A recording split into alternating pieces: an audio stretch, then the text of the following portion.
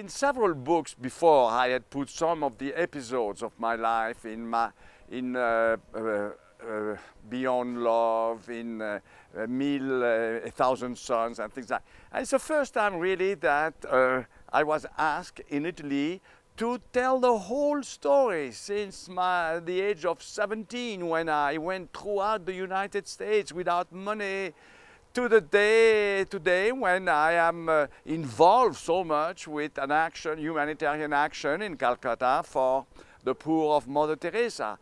It's about 60 years or 65 years of really running throughout the world, meeting some of the extraordinary people of our times, to do those research for the big historical books that I wrote also with Larry Collins.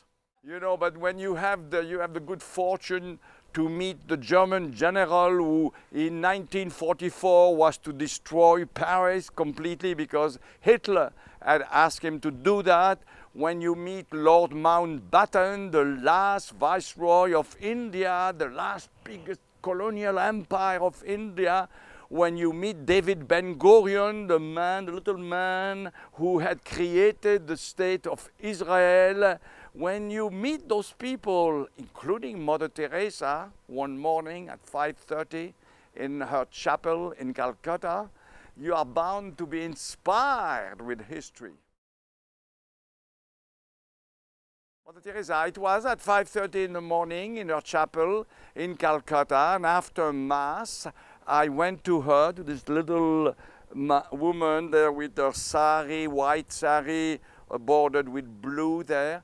And I said to her, Mother, I've brought some money because I want to help some leper children.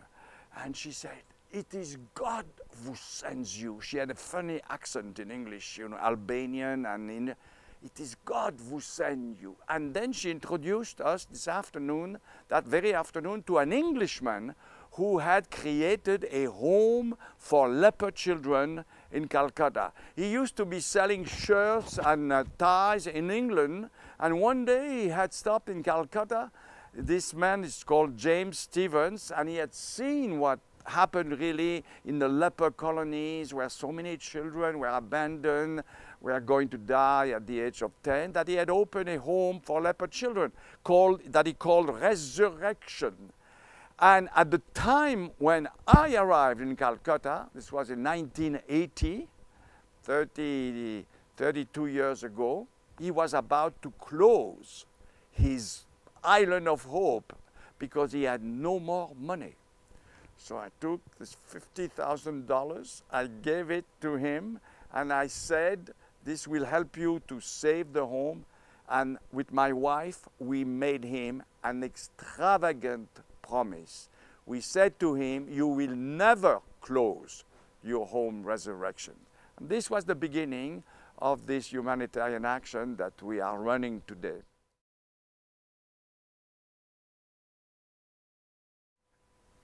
One month ago, I was with my wife in this home resurrection in Calcutta for leper children. Suddenly I hear someone shouting, Brother Dominique, Brother Dominique, Brother Dominique, come and see. He had a piece of paper in his hand like that. Come, see that, come see. This boy shouting, he's now 18, his name is Ashu. 10 years before, we rescued Ashu from the leper colony where he was about to die. He was spending his days in the railway station to beg for his parents. He had leprosy, he had tuberculosis, he had a big inflated belly, he was suffering from all the disease of malnutrition. We rescued him, we took him to our home resurrection, we cured his leprosy, his tuberculosis and all that. And he was very intelligent, very gifted. So we gave him the opportunity to enter one of our schools to learn how to read and write, to learn some English, and then further studies because he was very gifted. The piece of paper he was holding was his diploma as a mechanical engineer. Ashu. Today, tomorrow, he will find a job. He will be able to buy a piece of land to build a house. He will have his whole family out of the leper colony to go in there. It will be 40 people saved. When I appeared in front of God, the later, I hope, as possible, and God asked me, "What have you done, Dominique, on earth?" I will say, "I've saved Ashu." This is symbolic of really of what can happen. Let's say I was lucky. But you know, I had learned very early when I was maybe 7 or 8, reading a book of a famous Frenchman who, with a friend of his, had driven from Paris to Indochina by road, and there was no road at that time. He had one phrase which says, "If you do not have a road, invent it, make it." And this was my motto, you know, when I was stranded somewhere, I tried to invent a way to get out of this situation all my life. Leitmotiv, which I am happy to give to the young people of today. Sometimes, you know, things are too easy for them with internet, with the tour operators, with the Club Med. I mean, today a young boy of 17 and 18, maybe he's not prepared to build his road to go further. So this is to give him some tips. And yet, you know, I want to tell you, in Italy, I found so many extraordinary young people. And Italian people are fantastic. They are open to generosity. They have a big heart. I found here more solidarity for my work in Calcutta than in any other country in the world. It's really, I want to say, you know, Italia mon amour, just as I've written India mon amour before this book. And the places in Calcutta working for Mother Teresa are full of young people coming from Italy, young volunteers who spend their month of vacation there attending the poorest of the poor, the dying people and all that. I am very impressed, you know, not only Italians, they come from all over the world, but there are many, many Italians. Mother Teresa told me something which impressed me. She said, "Dominique, it's not enough to write bestsellers and books that really are read by millions and all that. You also have to be an actor. You know, in front of a situation, you can be a writer or a photographer, describe it, and then you go. But you can also be an actor to pick up the people who may be wounded in a war situation and all this."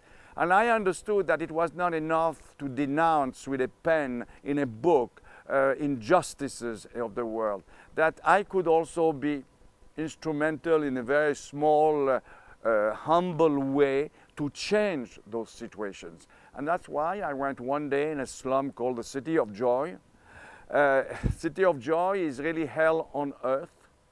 And yet in this place, I have met more extraordinary people, people who are the true heroes of humanity because they have absolutely nothing and yet they stand on their feet, they beat adversity, they share with poorer than themselves, they thank God for the small benefit. In a place where you would think that God has forgotten his children, one of them has given me his cellular phone from Calcutta. This is my cellular phone from Calcutta.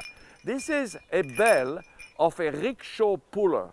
A rickshaw puller is a man who on foot pulls a little cart with passengers in it. They are the taxis of Calcutta. Maybe this man has done 40,000 kilometers with this. This is his klaxon, you know, to introduce his way in the crazy traffic of Calcutta. And before dying, because he had tuberculosis, I tried to help him to be cured. It was not, he gave me his voice. And this voice in my pocket is really the voice of the true heroes of humanity. And whenever I travel in the rich Western world, on the Via Veneto, in front of the Duomo of Milano, the Champs-Élysées of Paris, on Fifth Avenue in New York, I can hear in my pocket the voice of those who have nothing and yet seem to have everything. The problem today, you have two India. You have an India which succeeds very well economically, with the computers, with all this. The India which has 8% of yearly growth, when France this year is going to be 0.5%. That India exists and it's wonderful. But there is another India. The India of the 200 million people who have no access to drinking water. The India of 100 million children who will never go into a school. The India of 800 million people, think 15 times the population of Italy, who every night go to bed, I wouldn't say the belly empty, but the belly half empty. That India is an India that the rich India doesn't really care about. There is a gap today between those two Indias. And I'm very sad, and I'm telling always to my rich Indian friends, please don't let this gap increase. Because maybe one day, because those people know that when they were told that they had a bad karma, but if they were a good poor, they would be reborn in a better life, they don't believe in this anymore. And the day when a violent Gandhi, not a Gandhi like Mahatma Gandhi who spoke about love and tolerance and non-violence, but a man that they will respect, like they did respect Gandhi, will tell them to revolt. I'd rather not be in India that day. I've cured 2 million TB patients. I've cured 50,000 leper children. We have now four hospital boats in the Ganges Delta. Old ferry from the port of Calcutta that I bought, that I rehabilitated. I put an X-ray machine on board, a little operation room, a lab, and with 2 doctors on board and 4 nurses, we patrol in the waters of the Ganges where there are 54 islands, it's called the Sundarbans, with 1 million people. And these 1 million people do not exist on the maps of India. You break your leg, you're finished. We don't get money from rich Indian yet. I'm trying to tell them. I want to show them films and tell them that they can help. So we have not been successful, and I am today in a very difficult situation when about 1/3, I am in deficit for 1/3 of my budget, yearly budget, which represent about 2.5 million euros every year. But 1.5 million comes from my royalty and my private things. But I need to receive about €1 million from donators outside who are impressed with what I do to continue. Otherwise, I'll have to close schools, maybe stop one hospital boat. And this is a crucifixion, you know, to really have 400 children or 500 children in one school and tell them you have no school tomorrow, you are finished, you have no more any right to learn and all that.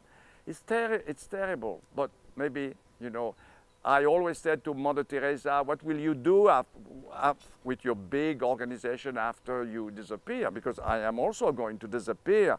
I have just celebrated in Calcutta my 80th birthday, and my Mother Teresa always told me, oh, do not worry, Dominique, God will provide. And God has provided for her. So I hope that God will provide for me also. I have spent so many wonderful years researching in Israel and Palestine and the Arab world to write with Larry Collins our book, O Jerusalem. It's called in Italian, Gerusalemme, Gerusalemme. And really, I love this country. And I'm very, very sad that there is no Nelson Mandela, there is no Mahatma Gandhi in these countries with a distant vision to bring those two people to peace. When you consider, I've written a book about Nelson Mandela in South Africa called A Rainbow in the Night. And after 30 years in jail, Mandela, coming out from jail, could have told all the blacks of South Africa, now we're going to kill all the white people. We are going to have vengeance. He instead called to reconciliation. We are going to create a rainbow nation. Where is this man today in Israel or in Palestine? But you know, it's the country of miracles. So you can always expect a miracle. I hope that this book, the last one will be the first, is going to be a great success in Italy, because all the royalties go to India, and also because I think it's a good story. And I'm always on the look, you know, for extraordinary people in this world to continue to write about them. Positive people. There are so many fantastic people that are totally ignored, that nobody knows about. And if I can be their humble voice, it's going to be my goal for tomorrow. My next trip, it's going to go back to Calcutta to visit Ashu and ask Ashu that if he has found a job and what he's doing, and to continue rolling this action.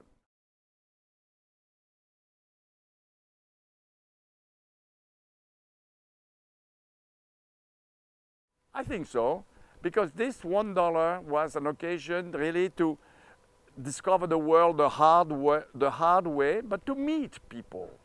If you have the possibility to buy a business class in an airplane, you may meet nice people in the airplane, but when you are on the road with $1, doing this with your suitcase, you are meeting really the lay people, and that's what I was interested in.